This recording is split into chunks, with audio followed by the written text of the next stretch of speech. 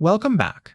So far, we can recognize a differential equation, and we can see and approximate its solutions with slope fields and Euler's method. Today, we finally earn the right to solve one exactly, to write down a real formula. And the technique is the most intuitive in the whole subject. It applies to equations called separable. An equation is separable when the slope, dy dx, factors into a part that depends only on x times a part that depends only on y. When that happens, a little algebra splits the single equation into two completely separate integrals. The integral of 1 over h of y with respect to y on one side equals the integral of g of x with respect to x on the other, two ordinary integrals you already know how to do. Over this episode, we'll see what makes an equation separable, carry out the separation carefully, handle the constant of integration and initial conditions, and then unleash the method on the great classical models: growth, decay, cooling, and the logistic equation. Let's separate some variables. First, the test.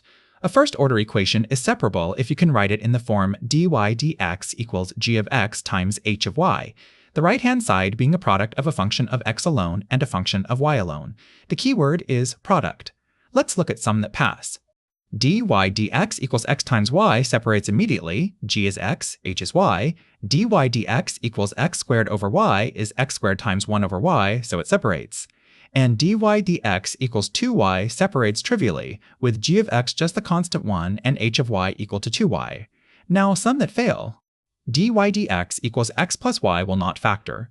A sum is not a product, and there's no way to peel the x's apart from the y's. Dy dx equals x squared plus y squared likewise refuses to factor. Those are sums, not products, and separation simply doesn't apply to them. They'll need other methods. So the whole test is a single question. Can you write the right side as an x factor times a y factor? If yes, you're in business. Here's the method in 3 moves. Start from dy dx equals g of x times h of y. Move 1, separate. We treat dy dx as if it were an honest ratio of little quantities, dy over dx, and in a moment I'll justify why that's allowed. Divide both sides by h of y and multiply both sides by dx. All the y's, together with dy, land on the left. All the x's, together with dx, land on the right. We get dy over h of y equals g of x dx. Move 2, integrate both sides, the left with respect to y, the right with respect to x. This gives the integral of 1 over h of y equals the integral of g of x plus a constant c. Notice we only need one constant. Each integral would bring its own, but we just subtract one from the other and fold them into a single c on the right. Move 3, if you can, solve the resulting equation for y explicitly. Sometimes you can't, and you leave the answer in implicit form, still a perfectly valid solution. Let me pause on something that bothers careful students. Treating dy dx as a fraction and shuffling the dx and dy around looks like cheating. Dy dx is a single symbol for a derivative, not really a fraction. So why is it allowed? Because it's the chain rule, run in reverse. Here's the honest version. Take the equation and write it as 1 over h of y times dy dx equals g of x.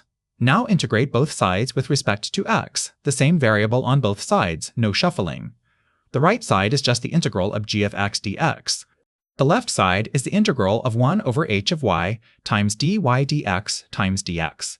And that is exactly a u substitution, let u equal y, so du equals y prime dx, and the left integral collapses to the integral of 1 over h of y with respect to y. That's precisely the result the fraction shuffling shortcut gave us. So, separating variables isn't sleight of hand, it's a substitution wearing a convenient disguise. Use the shortcut freely, but know that it's fully earned. The constant of integration deserves real respect, because it is the general solution's free parameter. It carries the entire family of curves we met 2 episodes ago. To pin down the one curve we want, we apply the initial condition y of x naught equals y naught, and solve for c. There are 2 safe ways to organize the algebra. 1. Finish solving for y in terms of x and c, then substitute the initial point and solve for c.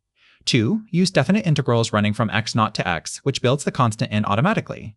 Either is fine, just be consistent. One genuine pitfall to flag. When we divided by h of y, we quietly assumed h of y is not 0. But wherever h of c equals 0, the constant function y equals c is itself a solution, an equilibrium, and the division can hide it. So after solving, always check the roots of h for these singular solutions. My standing advice, carry the constant c along untouched until the very end, and only then fit it to the data. A quick but important point about what your final answer is allowed to look like. After you separate and integrate, you're left with a relation tying x and y together, and there are two possibilities. Sometimes you can cleanly solve for y by itself, like y equals c times e to the kt. That's called an explicit solution, y written purely as a function of x. But other times, the algebra simply won't let you isolate y. Take the equation y times y prime equals x squared. Separating and integrating gives y squared over 2 equals x cubed over 3 plus c. You could solve for y with a square root, but that introduces sign ambiguity and clutter. Leaving it as that tidy relation between x and y is perfectly acceptable. It's called an implicit solution, and it is just as complete and just as correct as an explicit one. So don't twist yourself into knots forcing an ugly formula. If the relation cleanly defines the solution curves, you are done. An implicit answer is often the most honest and the most readable way to state the result. Let's solve the headline model from episode 1, this time properly. The equation is dy dt equals k times y, with y of 0 equal to y naught. It's separable, so separate, divide both sides by y and multiply by dt, giving dy over y equals k dt. Integrate both sides. The left integral of 1 over y is the natural log of the absolute value of y. The right is kt plus a constant. So the log of the absolute value of y equals kt plus c1. Exponentiate both sides to undo the log. The absolute value of y equals e to the c1 times e to the kt. The leading factor e to the c1 is just some positive constant, and allowing the sign to absorb the absolute value, we write y equals c times e to the kt. Now apply the initial condition. At t equals 0, e to the 0 is 1, so y naught equals c. The solution is y equals y naught times e to the kt. When k is positive, it's growth. When k is negative, it's decay. And notice y equals 0 is the singular solution we'd have lost by dividing by y. It reappears as the case y naught equals 0. Second example, Newton's law of cooling, which we stated last episode and can now actually solve. The equation is dt dt equals negative k times the quantity t minus a, where a is the room temperature and t naught is the starting temperature. Separate the variables, divide by t minus a and multiply by dt, giving dt over t minus a equals negative k dt. The left side integrates by the substitution u equals t minus a, giving the natural log of the absolute value of t minus a. The right gives negative kt plus a constant. Exponentiate t minus a equals c times e to the negative kt. Now apply the initial condition. At t equals 0, e to the 0 is 1, so t naught minus a equals c. Substituting back, the temperature equals a plus the quantity t naught minus a times e to the negative kt. Read the behavior. As time runs to infinity, the exponential dies and t approaches a, room temperature. A 90-degree cup of coffee in a 20-degree room slides smoothly down toward 20 degrees, fast at first and ever slower near the end. Exactly the shifted exponential the model predicts. Let's do one more example, this time one whose right-hand side mixes both variables, to show separation handles it just as smoothly. Solve dy dx equals x squared over y, with y of 0 equals 2. It separates, the y's go left, the x's go right, giving y dy equals x squared dx. Integrate both sides. The left gives y squared over 2, and the right gives x cubed over 3 plus a constant c, so y squared over 2 equals x cubed over 3 plus c. Now apply the initial condition. At x equals 0, the x cubed term vanishes, and the left side is 2 squared over 2, which is 2, so 2 equals c. The implicit solution is y squared over 2 equals x cubed over 3, plus 2. Here we actually can go explicit if we like, multiply through and take a square root to get y equals the square root of 2/3 x cubed plus 4. We choose the positive root because our initial value, y of 0 equals 2, is positive. Notice how the initial condition did double duty. It fixed the constant, and it told us which branch of the square root to keep. Let's connect this back to the slope fields from last episode, because the sign of the growth constant shows up vividly in the geometry. On the left is the field for dy dt equals ky with k positive, growth. The segments are flat right on the line y equals 0, but everywhere off it they tilt away, steeper the farther you go. The gold solution curves, our exponentials y equals y naught times e to the kt, flee from the axis, one racing upward, its mirror plunging downward. The equilibrium at 0 is unstable, repelling everything nearby. On the right is the same equation with k negative, decay. Now the segments tilt back toward the axis from both sides, and the gold curves relax gently down to y equals 0, flattening as they approach.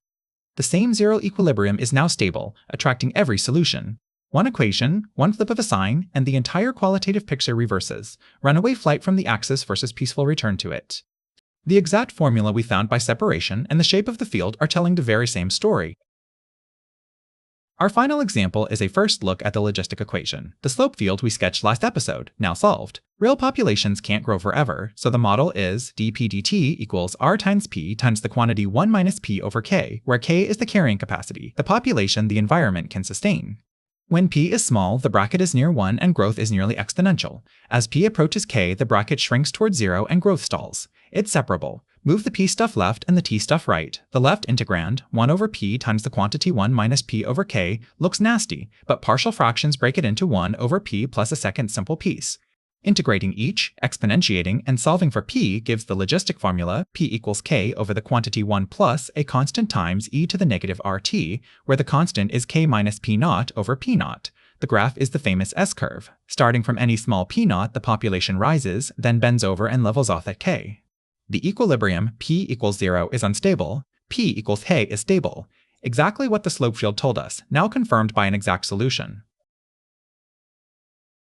Here is the logistic solution drawn out. Time runs along the horizontal axis, population up the vertical. The gold dashed line at height k marks the carrying capacity, the ceiling. Follow the navy curves. A population starting small, below half of k, traces the classic S shape. It grows slowly at first when numbers are low, accelerates through a middle phase, hits its fastest growth right at half the carrying capacity. That's the inflection point marked on the curve, and then bends over and eases up against the ceiling k without ever crossing it. A population starting between half k and k simply rises and flattens, and remarkably, a population starting above k, perhaps after an overshoot, decreases smoothly back down to k. From every starting height, the curves are drawn to the same line. That gold ceiling is the stable equilibrium, and the floor at 0 is the unstable one. This single picture, slow start, explosive middle, gentle saturation, describes constrained growth from bacteria in a dish to the adoption of a new technology. Before the history, let me hand you a checklist you can run on autopilot whenever a first-order equation lands in front of you. Step 1. Test for separability. Ask whether the slope factors as a function of x times a function of y. If it's a sum that won't factor, separation doesn't apply, and you move on to another method. Step 2. Separate. Push every y, together with dy, to the left, and every x with dx to the right. Step 3. Integrate both sides, and remember you need only a single constant c. Step 4. The one people forget, recover singular solutions. Go back to whatever you divided by, set h of y to 0, and check whether those constant equilibrium solutions got lost in the division. Step 5. If you have an initial condition, apply it to fix the constant c, and where a square root appears, to pick the correct branch. Finish by writing the answer explicitly if you can solve for y, or leaving it implicit if you can't. Run those 5 steps and you'll never fumble a separable equation again. A little history to close the ideas. Separation of variables is about as old as calculus notation itself. Gottfried Leibniz's differential symbols, dy and dx, are precisely what make the move of separating feel so natural. You're literally pushing his differentials to opposite sides of the equal sign. In the late 1600s and into the 1700s, the Bernoulli family and Leonhard Euler systematized the first-order methods, and separable equations were the very first class to be completely tamed, because the technique is so direct. Much later, in 1838, the Belgian mathematician Pierre Verhulst introduced the logistic equation to capture population growth that runs into limited resources, and he solved it by exactly the separation we just did. The takeaway for your own practice is simple. Separation of variables is the oldest trick in the book, and it remains the first thing you should try on any new first-order equation. If it separates, you're often finished in a few lines. Let's recap. A first-order equation is separable when its slope, dy dx, factors into a function of x times a function of y. To solve it, separate the variables. Gather the y's with dy on one side and the x's with dx on the other, integrate both sides, fold the two constants into a single c, and solve for y when you can. This isn't fraction trickery, it's a u substitution. The chain rule run backward, fully rigorous. For an initial value problem, apply the condition y of x naught equals y naught to fix c, and don't forget to check the roots of h of y for singular equilibrium solutions the division may hide. We solved the 3 classic models, exponential growth and decay, y equals y naught times e to the kt, Newton's law of cooling, a shifted exponential gliding to room temperature, and a logistic equation whose S-curve rises and levels off at the carrying capacity k. Next episode, we tackle equations that don't separate but are linear, using a clever multiplier called the integrating factor that turns the left side into a single derivative we can simply undo. See you there! Today we earned our first exact method for solving first-order equations, separation of variables. An equation is separable when the derivative dy dx can be written as g of x times h of y. The right-hand side factors into a part that depends only on x, and a part that depends only on y. When it does, we treat dy dx as a ratio, divide both sides by h of y, and multiply both sides by dx, gathering all the i's with the dy on the left and all the x's with the dx on the right. Then we integrate each side separately. The integral of 1 over h of y, with respect to y, equals the integral of g of x, with respect to x, plus a single constant of integration, c. That constant carries the general solution. We determine it by applying an initial condition. We solved the classic models this way. Exponential growth and decay come from dy dt equals ky, giving y equals y naught times e to the kt. Newton's law of cooling separates into an exponential approach to room temperature, and the logistic equation dp dt equals rp times 1 minus p over k separates by partial fractions into the S-shaped curve that levels off at the carrying capacity k. Next episode, equations that do not separate but are linear, solved by the integrating factor. If you got something out of this, please like the video, drop a comment with what clicked for you or what didn't, and subscribe for more educational videos. Every like, comment, and share helps push this work to more learners, which is what this channel is really about. Thanks for watching. See you in the next one.